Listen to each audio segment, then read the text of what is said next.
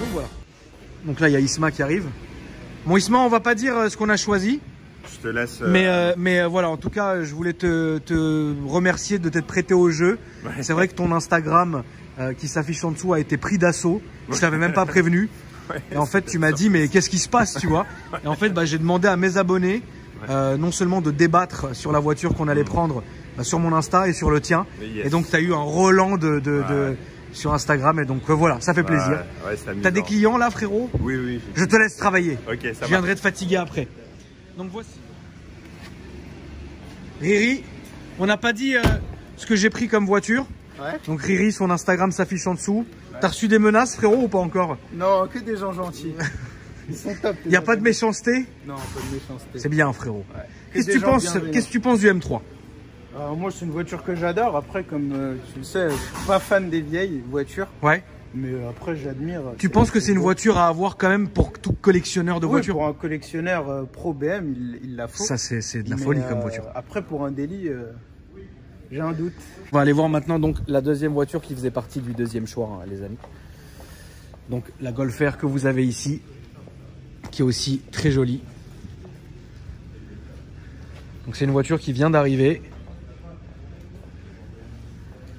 Donc si vous voulez, moi dans mes vidéos, pour avoir possédé un GTD, alors c'était une très très bonne voiture. Et au final, j'ai toujours voulu aussi un Golf R. On est plusieurs à vouloir cette voiture. GMK la veut aussi. Moi, je la voulais aussi. C'est vrai que c'est un beau projet pour ceux qui ont envie de faire des projets. C'est des voitures qui sont magnifiques. Et au final, voilà, je vais vous la montrer aussi. Ici, bon, ça n'a rien à voir, mais on a le dernier VMAX. Alors le VMAX. Salut. Salut. Qu'est-ce que tu peux me dire sur le VMAX? Écoute, qu'est-ce que je peux te dire sur le VMAX? Moi, je suis un fan incontesté du VMAX. J'ai eu la première VMAX 1200 que j'ai toujours jusqu'à aujourd'hui. Ouais, bravo, c'est une très belle moto. Voilà, exactement. Donc la VMAX, elle a marqué des générations et des générations. Ouais. Ce qu'il faut savoir quand même pour la petite histoire, parce que je fais partie aussi du club VMAX, il y a des courses de dragster en plus des balades. Donc la moto, en fin de compte, était destinée uniquement au marché américain. À l'époque, les Japonais ne voulaient pas du tout la vendre en Europe. Bien sûr. Et on la doit à un grand monsieur qu'on surnomme JCO, donc Jean-Claude Olivier. D'accord. Qui était à la tête de Yamaha. Ouais. En fin de compte, il est parti lors d'un voyage au Japon, pardon. Ouais. Il est tombé sur la maquette en bois du VMAX 1200. Il en est tombé amoureux. D'accord. Il a réussi à persuader les Japonais de lui en donner juste une dizaine de machines. Ouais. Et ces machines, à l'époque, il les a mises sur Saint-Trope pour les people de l'époque très connus. D'accord. Et puis, ça a fait un engouement tel que, voilà. La seule chose, c'est que la 1200, elle avait quand même un défaut, c'est qu'elle freinait pas bien. D'accord. Elle avait une contenance au niveau du réservoir qui était à peine de 15 litres. Donc c'est vrai qu'en termes de consommation, c'est compliqué. Mais ça consomme quand même moins que celle-ci. Alors, du coup, Yamaha l'a produite de 80. Donc elle est arrivée aux États-Unis en 84.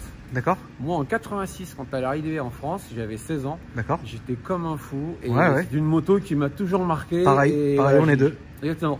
Et du coup, en 2016, quand j'ai su que Yamaha allait arrêter la fabrication du VMAX, à cause des normes, parce que c'était la norme Euro 3, il fallait passer en Euro 4, et du coup, ils ont abandonné. Ils ont sorti une série limitée, qui est la 60e anniversaire. Donc elle a une spécificité, c'est qu'on a une sorte de drapeau à damier ici, qui va donc, voilà, donc tu as un petit logo ici, 60e anniversaire également.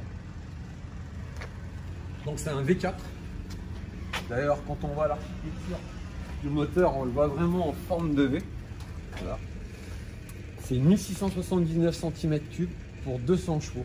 Oui, c'est de la folie. C'est de la folie, c'est très très puissant. C'est un dragster. Voilà, exactement. D'ailleurs, au championnat de France de dragster, parce qu'il y a un championnat de France, les VMAX ont gagné plusieurs compétitions. Il y a des gens au club qui courent dans les courses de dragster. Les VMAX ont bouffé tout ce qui est Hayabusa, vraiment des machines hyper puissantes. Bien sûr. Sur un départ arrêté de 0 à 400, les VMAX réalisent des scores à 10, 5, impressionnant. Et du coup, voilà, celle-là, je l'ai un peu personnalisée, j'ai mon prénom qui est là. D'accord. Moi, c'est Madani, mais mon surnom, c'est Mad. Là, j'ai retiré le VMAX, donc ça va être VMAD en fin de compte, avec le MAD également. Ok. J'ai rajouté juste d'origine, il n'y avait pas ce garde-boue là, il est noir. D'accord. J'ai trouvé ça un peu dommage que Yamaha n'ait pas fait une continuité, colonne vertébrale, une continuité, voilà, pour pouvoir lui rajouter un peu quelque chose.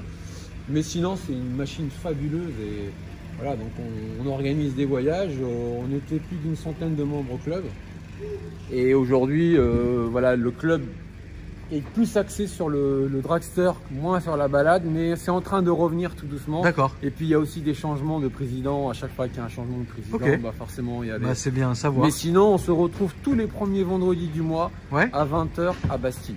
Pour les passionnés du VMAX, s'ils veulent venir se joindre à nous, bah, ils viennent à Bastille le premier vendredi du mois. Super. Et là, on fait un resto, on parle de nos balades, de nos voyages, de nos machines bien sûr. D'accord. Voilà, c'est bon à savoir. Exactement. Ouais, merci en tout cas. Bah, de rien, c'est moi qui te remercie. Ouais, tu m'as appris énormément de choses écoute, en 2 minutes, c'est ouf, merci beaucoup. Mais tu sais, je m'attendais pas. Ce qui serait bien, ce qui serait bien, donc, ça serait éventuellement peut-être de mettre les 2 machines côte à côte pour que les gens puissent voir l'évolution et, bien sûr. Et la différence des deux. Bah écoute, moi je pense que je pourrais après aller un jour sous forme de vlog YouTube un peu aller filmer vos rassemblements. Ouais, par exemple. Ça me ferait plaisir, on voit verra les 2 machines ou quoi que ce soit. Ce que je disais à Ismaël, que tu as mis donc en commun, oui. Je disais, j'avais l'intention moi de prendre les 2 VMAX, de les mettre en forme de V, de manière à ce que les gens puissent comparer les deux. D'accord. Et ce qui est extraordinaire, c'est qu'Yamaha est parti quand même, ils ont quand même réussi un tour de force. Ils sont partis de l'ancien VMAX sans le dénaturer. Sauf que celui-ci, il est vraiment bodybuildé. Bien sûr. C'est-à-dire qu'aujourd'hui, quand on monte sur l'ancien VMAX, on a l'impression d'être sur une mobilette. D'accord. En termes de finition, Yamaha, sur ce produit, ils ont fait très très fort. Regardez, regarde, jusqu'aux surpiqûres ici, de couleur jaune, pour rappeler justement la couleur carrosserie.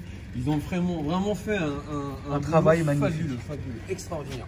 De ce côté-là, et puis là, comme ça, en full black, elle est juste magnifique. Et puis, ce qu'il faut savoir, c'est une machine qui peut être tunée à l'infini.